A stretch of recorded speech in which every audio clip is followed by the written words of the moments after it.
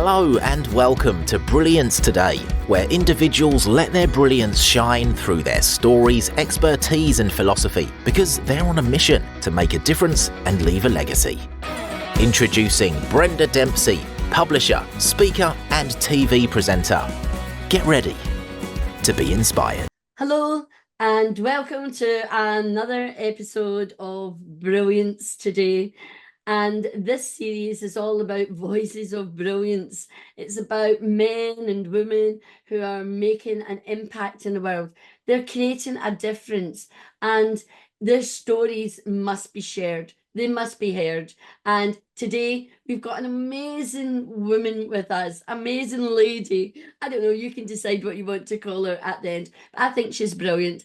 And I just want you to hear her voice today, bringing to life her story. And who am I talking about? We're talking about the wonderful Kallie Carter.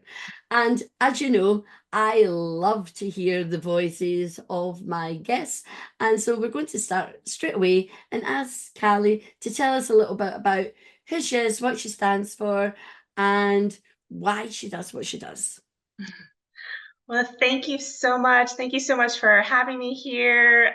It's such a joy to be able to speak with you on this topic today. And I so appreciate what you do as well. So yes, I recently have started off on my new venture, The Next Level. I'll tell you a little bit about the history of my career and how I got here, and why I'm speaking to you today. So I started off in my career in the pharmaceutical biotech industry. I really got into the industry because I felt a kind of pull or drawing to help change treatment paradigms, change people's lives on a broad mass scale. And I felt that this was a really great way to be able to do that, to reach a number of different people. As I worked in the industry, I worked in a variety of different functions of different organizations to learn how all of the different pieces sort of came together to work towards this larger mission of the organization that's set forth, with the goal of really being super patient focused, super healthcare provider centric, so that we could best educate, support, and meet their needs. And as I progressed through my career, I'd always kind of gravitated towards the more innovative aspects of the companies that I worked at, no matter what the role I was in. And this led me to help to build a digital center of excellence at a company, which then progressed to multi-channel, omni-channel, and now has more focus on AI and digital transformation and how that can really help create breakthroughs in healthcare delivery. As part of my role, my initiatives, my progress in this area, I would say I've become an entrepreneur at a company, starting to build new teams, new groups, leveraging innovation. I started doing speaking outside of my industry to find the talent and the skill sets that we needed to build these departments. And in my efforts to do that, I realized that there was really a gap in the industry. So what I saw is that there's a certain type of person that comes into healthcare. There's and what you find, the type of individual you find working in technology or those type of more innovative industries, it's a different mindset. It's a different Sorry to interrupt you, Kallie, but you're answering a lot of my questions in the beginning. But I do want to find out a wee bit more. So I do want to take you into that, and I want to ask you questions so that people can understand a bit more. So let me take you back a little bit in time, if you don't mind. Because, where we are today, there's got to be a starting point. And having worked in education, I'm a great believer childhood and upbringing has a great impact on what we choose or not choose to do, depending on that upbringing. And I was really interested in your upbringing because it talked about a background of entrepreneurs. Now, I would like, and I'm sure a lot of people would like to understand, how do you think that really positive, risk-taking type of upbringing may differ from other upbringings where it's all about school, get the grades. How did that shape you into moving through the different pathways that you've done so far in your career? I mean, I would say it's very influential. So I had, different role models in my life or different parental figures in my life that I think really create this foundation for me that led me towards being more this gravitating towards more this innovative game changing type of a trailblazing type of an innate fire in me, I'll say. Um, so one of my grandfathers was an inventor himself, an entrepreneur himself. He really a brilliant man. He during a time in his life which may have been seen as a challenge by many, he took it as an opportunity to create a new business and created a new standard for how airplanes were assembled. And because of him, and then my dad also kind of became a part of this venture of his, innovation was just something that was instilled in my household. Like it was something that was celebrated, rewarded, and we're constantly pushed to kind of think about different ways of approaching things. I also had a grandfather that was an immigrant to the US. He was one of 11 kids, and Wow. he came from more humble circumstances and really rose to be very, well respected professional himself. And he did this with such an impressive level of self-reliance and motivation that he was, I think, someone that all of us in our family aspired to be. And so I saw what you could do with your life when you start with very little. And then on top of that, my mom was a psychologist, and she was someone that constantly through my childhood as we were growing up, as we, engaged with different children or other individuals, would ask us questions such as like, well, why do you think someone did that? Which made me really start to look beyond the surface of individuals' behaviors and understand what is the driving force between why someone's engaging with me the way they are, or why someone's doing something the way they are. And so all of that, I think, led me to be really people focused and look for these game changing type of ways to impact and help improve lives on a massive level. Wow. Come on, that is amazing. But I tell you what I love about that story that you've just shared with us, and thank you for sharing that, is I love the fact that you spoke about your grandfather who came from the humble beginnings. Because now this is where I'm interested in what you think. So you've got someone who's got this spirit and maybe they've come from positivity, but then you have this other grandparent. So the beginnings are different, but yet it led them both to a very similar place of Exactly. possibility. Exactly. Yes. So can you shed light, because so some of us come from privileged backgrounds. I myself am a very humble background, but obviously there's something innate within people that drives them to being the best version of themselves, to achieving something, not just for themselves, but you said it's game changers, and you said, and for me, I believe it's for the betterment of humanity, because we want to leave the world in a better place than which we were born into, so to speak. What are the Absolutely. common threads that you could see that then were instilled in you? And I'm going to give you a starter for 10, because what I saw there was curiosity. Yes, I think so. Curiosity is definitely something that I saw in them, and also is something that I carry with me as well. Like I have a thirst for learning, constant learning. That gets me excited, and that there's a direct impact on performance as well, and how you're helping your culture, the people that you work with around you. Yeah, so curiosity, but I also think that the circumstances that both my grandparents were in also put a tremendous amount of pressure on them to learn how to overcome these challenges. And so my grandfather that looked like he came from a more privileged background, had, the started his own company. He started that because after World War II, he worked at a company that went through massive layoffs, as like the mass production of airplanes weren't needed anymore. And so he had to figure out what to do with his life. And he was very innovative in what he came up with. And he really tapped into his innate strengths, his passions. He took like growth mindset is something that I think is hugely important. So he took his innate strengths, his passions, growth mindset, and then created the environment that just fueled the success of his business.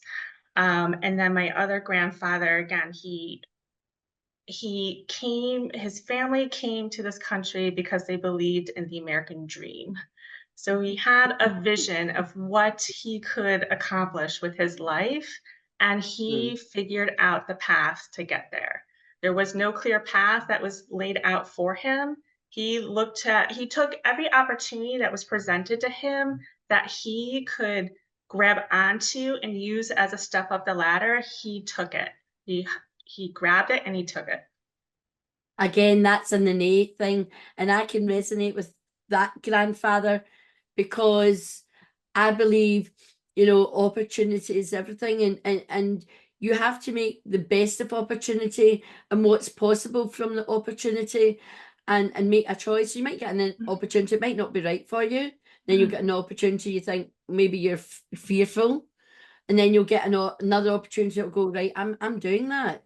Like my Yes. first opportunity to write in a book was, I'm not a writer, I'm not an author, but I'd been writing for 20 odd years, but I didn't classify myself as a writer in an author sense. But then when I realized that would be smart and that would open doors further for me in my pursuit of what I was doing, where I am today, for example, Yeah. I just went, yes, and as Richard Branson says, when an opportunity comes your way, say yes, then figure out how later, Yes, exactly. Yes, I like to think about these opportunities as not the end all and be all, because I think that creates too much stress on ourselves. But Yes, it's a step that leads to something else. absolutely. And you see, now we're finding the commonalities in your high achievers and your people who change the world, Yes, because exactly. it comes from purpose and passion. And I know Yes, you believe that as well. I don't know about these questions because we're all out of sync, but let me see what else I really wanted to ask you about. Oh yeah, let's talk about, forget what it's on, but the concept's good. Let's talk about inner dialogue. Mm, So on your career path, what start out a yeah, physician, getting into pharmaceutical, and then more into tech and how things work. yeah. What is some of the inner dialogue that created challenges and maybe a bit of fear? But Mhm. moving on, what did that inner dialogue sound like for you, or does even still to this day, maybe? Yes. So I'll talk a little bit about my athletic background here. Okay. So I grew up playing sports. Tennis was the biggest sport that I played, or my biggest focus. And as part of that sport, it's an individual sport. You're on your own. You're on the court. You're on your own by yourself, and coaching is often not allowed. So once you get to a certain level, it really becomes very mental. It's about strategy and then the mentality. Um, and so having the benefit of a mom who's a psychologist, she sort of became my sports psychologist as I was going through progressing through my tennis career, if you want to call it that. And I learned so much about how you train your mind or you train your brain for success. Um, and there are various different techniques that I use and I continue to apply in different areas of my life. So visualization is one thing. So you think about what is the outcome that you're looking to achieve, and you just kind of like lock that in and hone your path towards it. And positive affirmation, so how you talk to yourself. If you talk negatively to yourself, even at a subconscious level, that really has such a detrimental effect to you. And so it's how do you constantly surround yourself with things that reinforce positive affirmations. Music is something that is huge. So I use music all the time to not only get my mind in the right place, but also my energy too. Whether I need to calm myself down or whether I need to amp myself up or pump myself up. Like I that, get that it. is huge for me. That's probably my number one tool that I go to. And then the fourth biggest technique that I leverage is like when you have a bad point or when you have something that someone else might deem a failure. I don't think about things as failures, they're just learning opportunities. Um, you quickly erase that point. You just wipe the slate clean again and Lovely. start afresh. And then you're not carrying forward with you Oh, I like the that. I impact like of that. that. So like a deflection, just let it go. Let Yeah, it you just take wash the off. learning from Yeah. it, but you just Yes. But otherwise get leave rid it of it. Yeah. behind. Yes. Yeah. And that happens all the time, and particularly look at books and films and music and even Mhm. sport, somebody will love tennis and somebody will say, I don't see the point in tennis. Yeah. That's a great book. That book was rubbish. That great book's well written. That book's, I don't know who wrote that book, but a child could have done better. So we've all got these different perspectives. And the thing is, I don't know about you, maybe you can help here. But Mhm. I think when you've got a conviction that something's right, it's your truth, which is part of Mhm. your voice, then what anybody else says around you has to be deflected, and you need to keep to that path because there's an innate, and I loved how you talked about energy Mhm. within us. And when you come, so do you know Dr. David Hawkins' work? No, not Map as of familiar. consciousness. It's all about energy. Mhm. So, Mhm. so I've worked through that and done a lot of work in that. Yes. Mhm. And so as long as you work in a place of joy and love, Yes. ultimately we want to get to peace, right? Yes. Then you know that your truth is absolute. So, i.e., wanting to serve people and certain beliefs, like you're saying about your affirmations and visualizations, Yeah. which I agree with wholeheartedly. But can I ask you something about the music? Do you Yes. know about the Mozart effect?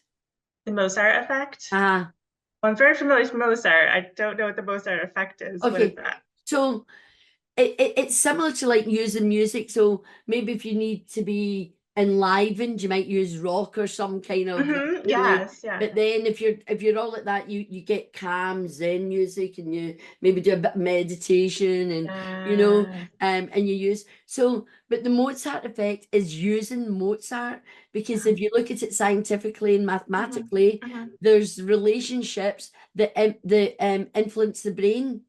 Yes. You I see? remember as a kid growing up learning or reading somewhere that classical music helps Yes. performance on exams. So Yes. I would always listen to classical music before any big tests or exams that I had. But Yeah. yeah. So you actually are using a form of the Mozart effect unconsciously. Now you're consciously aware of it. And I Yeah. tell you, in education, I used to work with a lot of kids with SEN and behavioural problems, and Mhm. trying to get them to write or do any of that kind of work. They're not interested, right? Mhm. But I found using the Mozart effect. My kids loved it, and they go, "Miss, you putting that music Yeah. on?" They didn't know, but it's all to do with the hertz, and it calmed them down, you see. And that's what they liked, and the Yes. lights would be off. So they would write to the heart's content. They would put the Mhm. pens down. So you just got to find these things. But there you go. So you're using a form of the Mozart effect, and Yeah. it's Well, very thanks for good. Maybe you'll read introducing me about to it. that terminology. There we go. Sorry. See what I mean? This is what happens with in these podcasts. They've got to be, you can see what I mean about being raw and real now. And let me Yeah. see what else I wanted to ask you. So we talked about inner thoughts. I like that. Mhm. Um, I think, oh yeah, let's talk about, because this is everywhere, right? It's pervasive. Let's talk about digital. I like how you talked about digital IQ. I really like Yeah. that. Mhm. And Mhm. also the AI. So Yes. what can you share with us that will help some of the audience and listeners feel less afraid of AI, because there's so much, you know, in the publishing industry. AI is a bit kind of like, but actually, I decided, and I'm a diamond lady, if you know what that means. I decided you've got to embrace progress or you'll be left behind. So I decided to embrace AI, not to use it to write a book or anything like that. There's lots of ways you can use it in my business. So, how would you encourage people to embrace AI?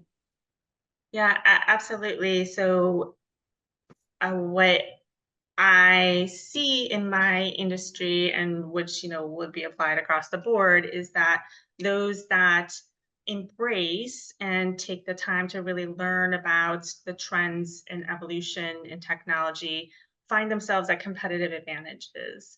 And so it only benefits you if you invest in you know, educating yourself on this and find, you know, maybe safe ways to explore and experiment with how to use it, to get comfortable.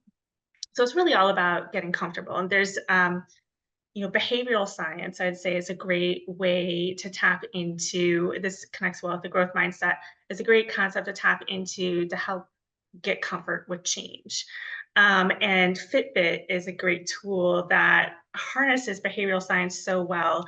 And what Fitbit did is it looked at how do you get someone to become invested in their fitness in a way that's sustainable over time. And they would break things down into very small incremental steps that would then snowball into a much larger transformative effort at the end. And reward, so people need their dopamine hits to continue to progress. And so rewards you and celebrates you along the way as you make your progress. So using different techniques like think about growth mindset or behavioral science, that really can help people find an easy, comfortable way to learn how to adapt and adjust to these technologies, in terms of upskilling their capabilities. But on the other hand, where fear might come in terms of like, what does this mean for me or my job overall? It's really up to us to define how we use this technology. And I think that's a critical thing to remember, is this technology is here to benefit us. So how do we should think about, like, what do we want to remove from our plates that this could take over for us, and what do we really enjoy doing? What is the value that we as humans bring to the table that we should make sure that we continue to have full ownership over? So maybe some of our strategic thinking or our creative input, like, we don't want AI to take that stuff over. And so, you know, we really need to think about this from, you know, an organization level, from a community level. What is the right place and role for AI in our lives, and how can this make our lives better? How can it free us up so that we can have more joy and fun in our lives? Exactly. And I suppose that there's lots of, you know, when you look at, you know, like steel industries and other industries, and if you look at over time, you know, at the start of the 1900s, where we had massive machinery and even computers that took up masses of rooms, and now we've got little chips, you know, you'll never stop evolution. You know, in No. the way we think, you know, and the more we're educated, it happens. But your story just reminded me of your grandfather was on with the aeroplanes, the war ended, what am I going to do? So he looked at what he already knew and how to use that to create something new, which is the innovation. And I think businesses just need to become more innovative. And as you say, look for that competitive edge, to be at the leading edge of what's coming next. That's where the change makers are. And I know you're interested in change makers, you know? So it's about stop being afraid, you know, find that boldness and use that curiosity and just step outside of the, don't like saying comfort zone, but you know what I mean, where the usual zone. for sure. I love that. Thanks very much for sharing that with us as well. It's And what makes life exciting, right? So yeah, there you go. embrace it. Yeah. So we know that you was inspired by your upbringing, but who are the people today in our world that continue to inspire you? Yeah, so there are, one thing I realized when I was growing up is I didn't have a lot of female role models that showed me how you could be a leader, a successful female leader, and be a successful mom at the same time. That were close enough to me personally that I saw what that journey looked like. Yeah. But from a high level, some women that I find extremely inspiring are Ruth Bader Ginsburg, who's the first woman on the Supreme Court justice in the U.S. Billie Jean King, who she created the Women's Tennis Association, Yeah. so created a new league for female athletes, and Michelle Obama, the first African American woman in the White House, First Lady. All these women I find extremely inspiring. They all were natural change agents. They had a level of courage and strength and resilience about them that I find very, I just admire. And they also had just really great character and grace about them. They were people that were change agents, but also made them want you to follow them. I know. I love that because Michelle Obama is one of mine. Billie Jean King. Now, she made me want to play tennis when I was like a kid, and I just loved her. And, and she's still there. Wimbledon every year, Billie Jean King's there, which is wonderful to see. A great ambassador for that particular sport, which, of course, I know is one of yours. But one of the things I did once before, I asked people, can you tell me a great leader? And the very sad thing, I wrote about this in a book, and the very sad thing was even the women never gave a female leader. It was always the men. But now I think the tide is turning. I agree. And female leaders, they're popping up. They're gaining positions that one never thought. I mean, I dare to say this because it's not political, but America's now got a woman who's got a chance of being the first female prime minister. We in the UK, we've had 3. I think we might have had 3 by now, or maybe there's 4. I can't remember now. But anyway, with Maggie Thatcher and then a few others in our Conservative Party. But it seems to be that politics seem to bring up a certain type of leader, but so does sport, so does in medicine, so does law, as you mentioned in the beginning, and that for me it's important. Female leadership is the turning the tide. They're the change makers. It's going to take us from patriarchal societies to a world that's more balanced. I wouldn't like to see it all being females, don't get me wrong. I wouldn't like that either. I do believe in balance, but the pendulum needs to kind of swing, not be like this, or for those that are not watching, sorry, from one end of the continuum to the other. Yes, absolutely. Yeah. So let's finish on female leadership then. So what do you believe are some of the traits in our world today that females possess that's allowing them to step into the spotlight and take the lead? What do they possess as allowing them to step in the spotlight and take the lead? I think something that I'll say is still a challenge for women to overcome is, as you mentioned, a lot of women still look to men as who they want to emulate or who they aspire to be. And what becomes difficult, and my eyes were open to this a few years ago when I was working with an an executive presence coach, is that we are trying to fit ourselves in the mold of a man. And when you're not being true and authentic to yourself, it is much more difficult to be successful and really kind of shine through as, what your talents and your passions and skills, really are. So I would say what we really need is to find these women that have the courage to rise, stay true to themselves, rise up to these heights, find paths to circumvent, to get around, to get up to that level, so that they can help them bring the rest of those women that can stay true to themselves, stay authentic, and shine through with the beauty of what a woman brings to the table. But what I think is really important about female leadership that isn't always valued is the people component. So the understanding, there's just generally just, it's just biology, evolution. Women were designed to be more in tune or tapped into people's emotions and their feelings, and how do you create that community and that culture, and how do you help people thrive in it?